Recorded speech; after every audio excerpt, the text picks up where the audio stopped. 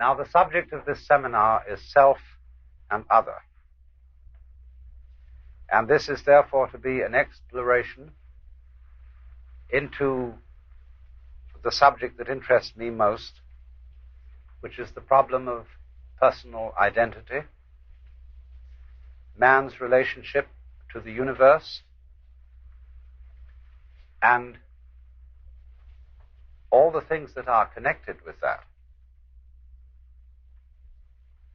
It is for our culture at this time in history an extremely urgent problem because of our technological power.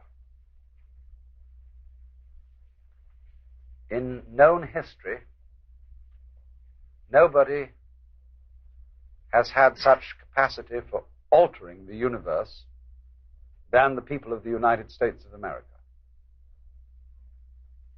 And nobody has gone about it in quite such an aggressive way.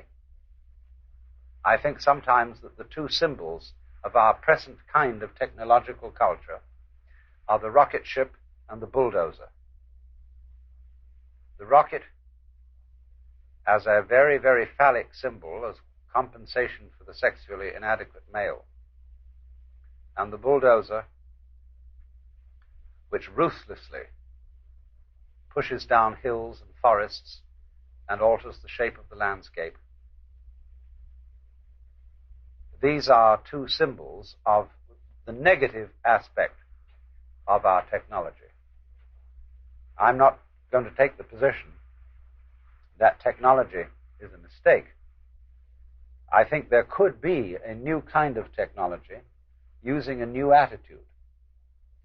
But the trouble is that a great deal of our power is wielded by men who I would call 2 o'clock types.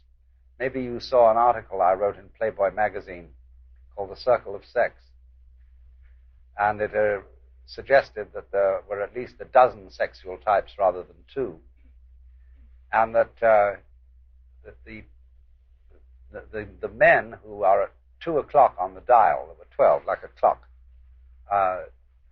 are men who are ambisextrous, named after Julius Caesar, because Julius Caesar was an ambisextrous man, and he equally made love to all his friends' wives and to his good-looking officers. And he had no sense of guilt about this at all. Now, that type of male in this culture has a terrible sense of guilt that he might be homosexual and is scared to death of being one. And therefore, he has to overcompensate for his masculinity. And so he comes on as a police officer, marine sergeant, bouncer,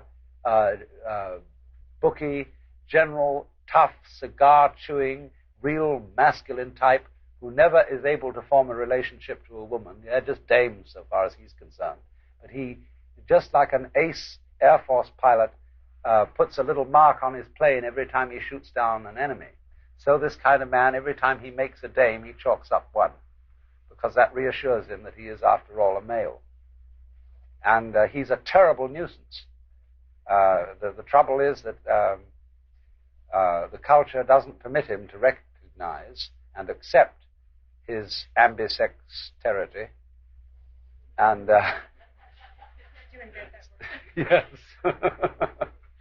And so he's a trouble spot.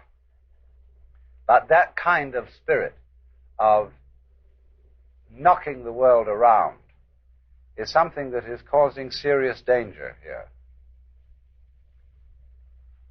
It arises, you see, because this tremendous technological power has been evolved in a culture which inherits a sense of personality that is, frankly, a hallucination.